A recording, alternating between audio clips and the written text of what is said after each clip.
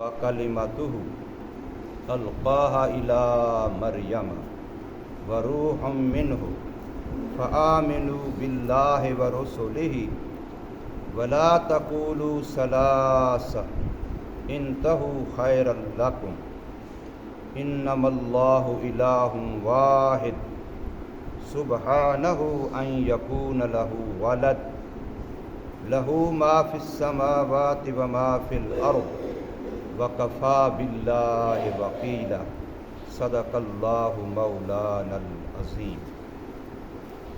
اے اہل کتاب، نہ غلو کرو نہ حد سے بڑھو اپنے دین میں، اور نہ کہو اللہ تبارک و تعالی کی شان میں مگر صحیح بات۔ عیسیٰ ابن مریم اللہ کے رسول ہیں اور اس کا کلمہ ہیں، جس کو بھیجا اللہ نے مریم علیہ السلام کی طرف، اور اللہ تبارک و تعالی کی طرف سے بھیجی ہوئی روح ہیں۔ بس ایمان لاؤ تم اللہ پر اور اس کے رسولوں پر، اور نہ کہو تم تین خدا ہیں۔ رک جاؤ تین والے عقیدے سے، بہتر ہے تمہارے لیے۔ بے شک اللہ ایک ہی ہے، پاک ہے اس کی ذات اس بات سے کہ ہو اس کی کوئی اولاد۔ اسی اللہ ہی کے لیے ہے جو آسمانوں میں ہے اور جو زمینوں میں ہے، اور کافی ہے اللہ عذر و وکیل و کام بنانے والا ہونے کے۔ سورہ النساء کی آیت نمبر 171 آپ حضرات کے سامنے پڑھی اور ترجمہ کیا ہے۔ اس آیت مقدسہ کے اندر اللہ تبارک و تعالی نے حقیقتاً عیسائیوں کو، نصارہ کو خطاب فرمایا ہے۔ یہود اور نصارہ یہ دونوں افراط و تفرید کا شکار تھے، یا تو حد سے بڑھا دیتے تھے کسی بات کو، یا پھر سرے سے اس کی شان کو گھٹا دیتے تھے۔ یہودیوں کا کام گھٹا دینا تھا، تفرید اسے کہتے ہیں، کسی کی شان کو گھٹا دینا، گستاخی کرنا۔ وہ انبیاء کے گستاخ تھے، انبیاء کو قتل تک کیا۔ انبیاء کی جو حقیقتاً شان تھی وہ اس کو نہیں مانتے تھے، خصوصاً عیسیٰ علیہ السلام کے بارے میں قتل تک کے منصوبے بنائے اور ان کی شان میں گستاخیاں کی، تفرید کی، کوتاہی کی۔ اور اس کے مقابلے میں نصارہ وہ غلو کرتے تھے، حد سے بڑھ جاتے تھے، کسی کی شان کے اندر اتنا غلو کر لیا، بڑھا دیا جو اس کے لیے اللہ تعالیٰ کی طرف سے مقرر نہیں تھی۔ جیسے عیسیٰ علیہ السلام کو اللہ کا بیٹا کہہ دیا والعیاذ باللہ، اور ایک فرقے کا عقیدہ تھا کہ عیسیٰ علیہ السلام خود خدا ہیں، اور ایک فرقے کا عقیدہ تھا کہ خدا تین میں ہے اور تین ایک میں ہے۔ اللہ تعالیٰ کی ذات نے تینوں میں حلول کیا ہوا ہے، اور وہ تین ان کا مجموعہ ایک ہے۔ اس کو عقیدہ تثلیث کہتے ہیں، جو آج تک عیسائی دنیا کا یہ ہے۔ اللہ تبارک و تعالی نے پچھلی آیات کے اندر کئی جگہ پر یہود کو خطاب کر کے ان کی تفرید کی، مذمت کی کہ تم جو انبیاء کے شان میں گستاخی کرتے ہو، ان کی شان کو گھٹاتے ہو، یہ قابل مذمت ہے۔ اور اس آیت مقدسہ میں عیسائیوں کو خطاب کیا کہ تم لوگ جو غلو کرتے ہو، مخلوق کو خالق بنا دیتے ہو، عابد کو معبود بنا دیتے ہو، بندے کو خدا بنا دیتے ہو، یہ قابل مذمت ہے۔ اور ان دونوں کے مقابلے میں دین اسلام دین اعتدال ہے، نہ تفرید کا شکار ہوتا ہے نہ افراط کا شکار ہوتا ہے، نہ کسی کی شان میں غلو کرتا ہے، نہ کسی کی شان کے اندر گھٹاتا ہے اس کی شان کو، تفریط کرتا ہے، بلکہ اعتدال ہے۔ جو جس کی شان ہے وہ اسی کی ہے۔ خدا خدا ہے، مصطفیٰ مصطفیٰ ہے، بندہ بندہ ہے، اللہ اللہ ہے۔ یہ مخلوق ہے، وہ خالق ہے، یہ مرزوق ہے، وہ رازق ہے، یہ مملوک ہے، وہ مالک ہے۔ تو ہر ایک کو اپنی شان دینی ہے۔ تو فرمایا یا اہل الکتاب، اے اہل کتاب، یعنی مراد یہاں مقصود اصل نصارہ ہے، جن کو اللہ تبارک و تعالی نے کتاب انجیل دی تھی۔ اے اہل کتاب، اے انجیل والو، لا تغلو فی دینکم، اپنے دین میں غلو نہ کرو، اپنے دین میں حد سے بڑھ نہ جاؤ۔ شریعت کے ہر مسئلے کے اندر اللہ نے ابتدا اور انتہا مقرر کی ہے، اس لیے قرآن مجید کے اندر احکامات شریعہ کو حدود اللہ کہا گیا ہے۔ احکامات شریعہ جو ہیں ان کے بارے میں قرآن مجید کے اندر لفظ تلک حدود اللہ، یہ اللہ کی بیان کی ہوئی حدیں ہیں، ان کی یہ ابتدا ہے اور یہ انتہا ہے۔ اگر ابتدا سے پیچھے رہے تب بھی غلط، ابتدا سے پیچھے نہ رہے آگے بڑھے لیکن آگے جو انتہا ہے اس سے بھی آگے چلے گئے تب بھی غلط۔ ہر چیز کی ابتدا بھی ہے، جیسے نماز ہم نے ابھی پڑھی ہے، ابتدا بھی کی ہے تکبیر سے اور انتہا کی ہے سلام سے۔ ہر چیز کے لیے ابتدا بھی ہے انتہا بھی ہے، تو انتہا سے آگے اگر بڑھ جاؤ گے تو یہ غلو ہے، اور اس کو قرآن مجید صراحتاً منع کر، لا تغلو فی دینکم، اپنے دین میں غلو نہ کرو۔ ماں باپ کا بڑا مقام ہے، بڑا احترام ہے، بڑی عظمت ہے، لیکن کوئی کہے کہ عظمت جو بڑی ہے تو میں سجدہ ہی نہیں کا کر لیتا ہوں، یہ غلو ہو جائے گا اور یہ حرام اور ناجائز ہو جائے گا۔ علماء کی، اہل اللہ کی، پیروں کی، بزرگوں کی، نیک لوگوں کی بڑی شان ہے، بڑی عظمت ہے، لیکن کوئی بندہ ان کے ساتھ شان بڑھاتے ہوئے وہ معاملہ کرے جو میرے اللہ کا حق ہے، منت منوتی، نظر و نیاز، پھر یہ غلو ہوگا۔ پیر نصیر الدین رحمت اللہ تعالی، نصیر الدین نصیر رحمت اللہ تعالی علیہ، گولڑا شریف والے، ان کا اپنا فرمان، یہ جو لوگ پیروں کو ہدیہ دیتے ہوئے کہتے ہیں نذرانہ ہے قبول کر لو، انہوں نے فرمایا یہ لفظ بھی غلط ہے، یہ میری بات نہیں ہے، کسی وہابی کی بات نہیں ہے، پیر نصیر الدین نصیر گولڑا شریف والے کی بات ہے رحمت اللہ تعالی علیہ، کہ لوگ اللہ والوں کو ہدیہ دیتے ہیں، گفٹ دیتے ہیں، تحفہ دیتے ہیں، جائز ہے، لیکن لفظ کہتے ہیں میری طرف سے نذرانہ قبول کر لیجئے، تو فرمایا یہ لفظ نذرانہ بھی غلط ہے، ناجائز ہے۔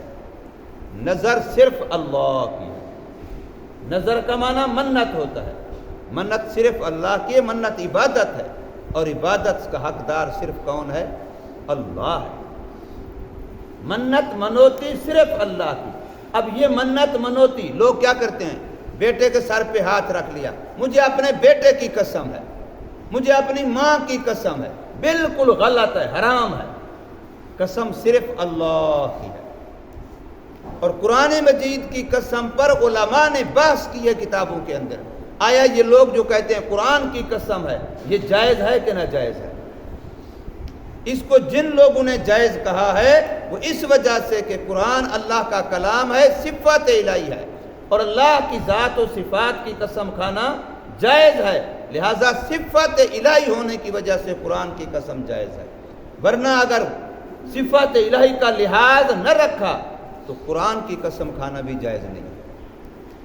اور ہم ہیں آئے دن یہی ہو رہا ہے، کوئی کہہ رہا ہے بیٹے کے سر پہ ہاتھ رکھ لیا، مجھے اپنے بیٹے کی قسم ہے، مجھے اپنی ماں کی قسم ہے، اب پتہ نہیں ہم لوگوں کو کہ ہم گناہ کر رہے ہیں، حرام کر رہے ہیں، یہ غلو ہے دین کے اندر، دین سے ناواقفیت کی وجہ سے، دین کو نہ جاننے کی وجہ سے۔ تو فرمایا لا تغلو فی دینکم، اپنے دین میں غلو نہ کرو، ولا تقولوا علی اللہ الا الحق، اور اللہ تعالیٰ کی ذات کے بارے میں سوائے حق اور سچ کے کوئی اور بات نہ کہو۔ جیسے مشرکین مکہ کا عقیدہ تھا کہ فرشتے خدا کی بیٹیاں ہیں، قرآن مجید کے اندر لکھا ہے۔ مشرکین مکہ کا عقیدہ تھا کہ فرشتے خدا کی بیٹیاں ہیں، الیاذ باللہ، بالکل غلط ہے، ناجائز عقیدہ ہے، اللہ تعالیٰ کی شان میں گستاخی ہے۔ قرآن مجید سورہ اخلاص کے اندر اللہ فرما رہے لم یلد ولم یولد، اللہ کی کوئی اولاد نہیں ہے اور نہ اللہ خود کسی کی اولاد ہے۔ لم یلد ولم یولد، یہ عقیدہ ہے ہمارا۔ سورہ اخلاص ایمان کا حصہ ہے، ایمانیات بتلائے گئے ہیں، اللہ تعالیٰ کا تعارف کرایا گیا ہے۔ اور یہاں بھی آ رہا ہے کہ اللہ تعالیٰ کے بارے میں غلط بات نہ کہو، یعنی وہ جو کہتے تھے کہ عیسیٰ علیہ السلام خدا کا بیٹا ہے، الیاذ باللہ مریم علیہ السلام خدا کی بیوی ہے، ان کو منع کیا جا رہا ہے کہ یہ باتیں اللہ کی شان میں گستاخی ہے، یہ اللہ تعالیٰ کی شایان شان نہیں ہے۔ اللہ تعالیٰ بیوی سے بھی پاک ہے، اللہ تعالیٰ اولاد سے بھی پاک ہے۔ تو فرمایا وَلَا تَقُولُوا عَلَى اللَّهِ إِلَّا الْحَقَّ، اور نہ کہو تم اللہ تعالیٰ کی ذات کے بارے میں مگر صحیح سچی حق بات۔ اب حضرت عیسیٰ علیہ السلام کا تعارف جو قرآن مجید نے کروایا ہے وہ 4 لفظوں سے کروایا ہے۔ نمبر 1 ابن مریم، حضرت مریم علیہ السلام کے بیٹے ہیں، خدا کے بیٹے نہیں ہیں، ورنہ کہیں بھی نسبت ہوتی ہے باپ کی طرف ہوتی ہے۔ قرآن مجید کے اندر حضرت عیسیٰ علیہ السلام کے علاوہ کسی کو بھی ماں کے تعارف سے اس کا تعارف نہیں کرایا گیا۔ عیسیٰ علیہ السلام کا جب بھی تعارف کرایا گیا تو ماں کے حوالے سے کرایا گیا، ابن مریم، مریم علیہ السلام کے بیٹے۔ کیوں؟ اس لیے کہ ان کا باپ نہیں، اللہ نے ان کو باپ کے بغیر اپنے کلمہ کن سے پیدا فرمایا۔ امام غزالی رحمہ اللہ تعالی جو تصوف میں اہل اللہ کے امام ہیں، انہوں نے لکھا ہے، فرمایا عام عادت یہ ہے اللہ تعالیٰ کی کہ انسان پیدا ہوتا ہے، ہر انسان، ہر بچہ 2 چیزوں سے۔ نمبر 1 ماں باپ کے ملاپ سے مادہ منویہ جسے کہیں، نطفہ، اور نمبر 2 اللہ کا حکم آتا ہے کن، تو پھر پیدا ہوتا ہے۔ صرف ماں باپ کے ملاپ سے بھی پیدا نہیں ہوتا جب تک امر الہی نہ آئے، اور صرف امر الہی بھی نہیں ہوتا بلکہ دونوں ماں باپ کا ملاپ بھی ہوتا ہے۔ گویا 2 چیزیں، ایک نطفہ اور ایک کلمہ کن، ان 2 چیزوں سے عام طور پر چیز بنتی ہے۔ دوسرے لفظوں میں، آسان لفظوں میں کہیں، ہر چیز کا بیج ہوتا ہے، بیج جب زمین میں کسی بھی جگہ میں پیدا ہونے والی جگہ میں ڈالا جاتا ہے تو پھر جب تک اللہ کا حکم نہ آئے تو کوئی پودا پیدا نہیں ہو سکتا، کوئی کھیتی باڑی بھی، کوئی سبزی بھی پیدا نہیں ہو سکتی جب تک اللہ کا حکم نہ آئے۔ تو اسی طریقے سے اللہ تبارک و تعالی پیدا فرماتے ایک نطفہ اور دوسرا کلمہ کن، یہ 2 چیزیں ہوتی ہیں، لیکن عیسیٰ علیہ السلام کی پیدائش میں نطفے کا دخل عمل نہیں ہے، صرف کلمہ کن سے پیدا ہوا۔ اس لیے ان کی تعارف میں یہ بات ہے وَكَلِمَتُهُ، وہ اللہ کا کلمہ ہے، یعنی اللہ نے ان کو صرف اپنے کلمہ کن سے پیدا کیا ہے۔ تو 4 لفظ ہیں۔ نمبر 1 ابن مریم، مریم علیہ السلام کے بیٹے، ان کا تعارف ہی اپنی امی کے حوالے سے کیا گیا ہے، اور اللہ نے قرآن مجید میں گارنٹی دی ہے کہ حضرت مریم علیہ السلام پاک دامن، عفیفہ ہے، عصمت والی ہیں، کسی انسان نے ان کو کوئی ہاتھ ہی نہیں لگایا غلط ارادے سے، لم یمسسہ بشر، کسی انسان نے ان کو چھویا ہی نہیں ہے، وہ پاک دامن ہیں، وہ عفیفہ ہیں۔ اللہ نے کلمہ کن سے ان کے بطن سے حضرت عیسیٰ علیہ السلام کو پیدا فرمایا۔ تو پہلا تعارف عیسیٰ علیہ السلام کا یہ ہے کہ وہ مریم علیہ السلام کے بیٹے ہیں۔ نمبر 2 یہ ہے رسول اللہ، وہ اللہ کے بھیجے ہوئے اللہ کے قاصد ہیں، اللہ کا پیغام لے کر کے آئے ہیں، اللہ کی طرف سے دین لے کر کے آئے ہیں، شریعت لے کر کے آئے ہیں، 4 بڑی کتابوں میں سے ایک کتاب انجیل اللہ پاک نے حضرت عیسیٰ علیہ السلام پہ نازل فرمائی ہے. اور نمبر 3 فرمایا وَكَلِمَتُهُ، وہ اللہ کا کلمہ ہے. اور نمبر 4 ان کے بارے میں فرمایا روحٌ مِّنْهُ، وہ اللہ تبارک و تعالیٰ کی روح ہیں، امر الہی ہیں، اور اللہ تعالیٰ کی طرف سے بھیجی ہوئی ایک جان ہے. وَرُوحٌ مِّنْهُ، یہ 4 لفظ قرآن مجید نے عیسیٰ علیہ السلام کے تعارف میں فرمائے. اور دنیا عیسائیت کو چیلنج ہے کہ تم اپنی کتاب سے بھی، اپنے مذہب کی موجودہ کتابیں جو محرف ہیں ان کے پاس، ان سے بھی عیسیٰ علیہ السلام کا یہ تعارف ثابت نہیں کر سکتے. عیسیٰ علیہ السلام کا جو خوبصورت تعارف، جو اچھا تعارف، عظمت اور شان والا تعارف قرآن نے کروایا ہے، وہ دنیا عیسائیت بھی نہیں ثابت کر سکتی. حضرت حضور نبی کریم صلی اللہ علیہ وسلم کے زمانے میں بہت سارے وہ صحابہ جو پہلے عیسائیت کا مذہب رکھتے تھے، نصارہ والا مذہب رکھتے تھے، انجیل والا مذہب رکھتے تھے، اور حضور صلی اللہ علیہ وسلم کا کلمہ پڑھ کے مسلمان ہو گئے. انہوں نے جب قرآن مجید کا یہ تعارف سنا تو اش کر اٹھے اور وہ کہنے لگے کہ اصل تعارف یہی ہے، عبداللہ، اللہ کے بندے ہیں، اللہ کا کلمہ ہے، مریم علیہ السلام کے بیٹے ہیں، اور اللہ کی طرف سے ایک جان اور روح ہیں. تو فرمایا انما المسیح عیسی ابن مریم، سوا اس کے نہیں مسیح عیسیٰ بیٹا ہے مریم علیہ السلام کا، رسول اللہ، اللہ کے رسول ہیں، وَكَلِمَتُهُ، اللہ کا کلمہ ہے، القاها الی مریم، اللہ کا وہ کلمہ ہے جس کو اللہ نے مریم علیہ السلام کی طرف القاء کیا. حضرت جبریل علیہ السلام بظاہر انسانی شکل میں، مریم علیہ السلام اکیلی ہیں، وہاں انسانی شکل میں نمودار ہو.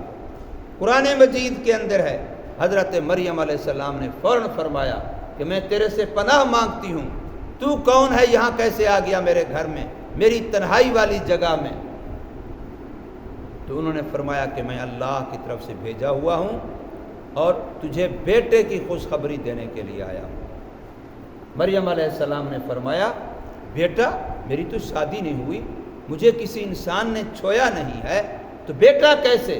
انہوں نے فرمایا اللہ کا حکم ہے اور اللہ قادر ہے، اللہ پر کوئی یہ بات مشکل نہیں ہے. اور آگے انہوں نے طریقہ بھی بتلایا کہ آپ یہاں سے ادھر جائیں گے، وہاں تنہائی ہوگی، وہاں کھجور کا درخت ہوگا، آپ اس کھجور کے درخت کو، جب کھجوروں کا موسم نہیں ہے، کھجور کے درخت پر بظاہر کھجوروں کا کوئی نام و نشان نہیں ہے، آپ اس کو ہلائیں گے تو پکی کھجوریں تازہ اوپر سے گریں گی، اور نیچے زمین بالکل خشک ہے، پتھریلی ہے، لیکن آپ وہاں اشارہ کریں گے، ہاتھ لگائیں گے، وہاں سے پانی کا چشمہ جاری ہو جائے. اور اتنی ہی دیر میں ادھر یہ بات ہوئی، ادھر وہ گئیں. 9 مہینے نہیں گزرے جیسے عام عورت کے حمل کے ہوتے ہیں، تھوڑا سا وقت ہی گزرا ہے، پیٹ میں حمل ہوا اور حمل کے ایام جیسے پورے ہو گئے، اور اسی وقت وضع حمل کے لیے ان کو تنہائی کا خیال ہوا. اللہ نے بیٹا دیا، اب اللہ نے حکم دیا اس کو اٹھا کر کے آبادی میں آ جاؤ، دوبارہ اپنے گھر میں آ جاؤ. اور لوگ کہیں گے، پوچھیں گے، اور کہنے والوں نے کہا ہے یہ کیا؟ تو فرمایا انہوں نے بچے کی طرف اشارہ کرنا وہ خود اپنا بتلائے گا. اور عیسیٰ علیہ السلام اسی وقت پہلے دن ہی میں بچے ہونے کی عمر میں اسی وقت بولے اور اپنا تعارف کرایا، انی عبد اللہ، میں اللہ کا بندہ. اپنا تعارف قرآن مجید کے اندر موجود ہے. حضرت عیسیٰ علیہ السلام بولے اور اپنا تعارف کروایا. قرآن و حدیث کے اندر چند نمونے ملتے ہیں جہاں جہاں معصوم بچہ بولا ہے. ان میں سے ایک موقع یہ بھی ہے کہ عیسیٰ علیہ السلام خود اپنی ماں کی پاک دامنی کے بارے میں بولے کہ میری ماں کے بارے میں کوئی بدگمانی نہ کرے، میری ماں پر کوئی تہمت نہ لگائی جائے، میں اللہ کا حکم ہوں، اللہ کا کلمہ ہوں، اللہ کا بندہ ہوں. اللہ نے میری روح کو میری ماں کے سینے میں، میری ماں کے بطن میں، میری ماں کے رحم میں اللہ نے میری روح کو پھونکا ہے. اس لیے کلمہ کن سے پیدا ہوا ہے۔ تو ہم دنیا عیسائیت کو، نصارہ کو، اپنے آپ کو عیسائی کہنے والوں کو محبت سے دعوت دیتے ہیں، پوری بصیرت سے دعوت دیتے ہیں، دین اسلام کی روشنی میں، قرآن و حدیث کی روشنی میں دعوت دیتے ہیں کہ آؤ عیسیٰ علیہ السلام کی حقیقت کو سمجھو، اور جو عظمت، جو شان، جو مرتبہ اللہ پاک نے حضرت عیسیٰ علیہ السلام کو دیا ہے، اس کا صحیح تعارف دین اسلام نے کروایا ہے۔ اولو العزم انبیاء میں سے، صاحب کتاب، صاحب شریعت نبیوں میں سے حضرت عیسیٰ علیہ السلام کی ایک شخصیت اور ذات، بڑے صاحب مقام ہیں، اور آج بھی ہمارے ایمان کا حصہ ہیں، آسمانوں پر زندہ موجود ہیں، قیامت سے پہلے فتنہ دجالیت کو قلعہ کما کرنے کے لیے زمین پر تشریف لائیں گے اور اسلام کا بول بالا کریں گے، سلیم کو خود توڑیں گے، اس کی اہانت کریں گے، جس سلیب کو آج عیسائیت گلے میں لٹکائے پھرتی ہے، ہر اپنے مذہبی مقام پر اس کا نشان لگاتی اور اپنے مکانوں پر بھی سلیب کو آویزاں کرتے ہیں، عیسیٰ علیہ السلام آ کر کے اپنے ہاتھ سے اس کو توڑیں گے، اور خنزیر جس کو یہ عیسائی بکری کی طرح حلال سمجھ کے کھاتے ہیں، وہ اس کے بارے میں حرام ہونے کا اپنی زبان مبارک سے اعلان کریں گے،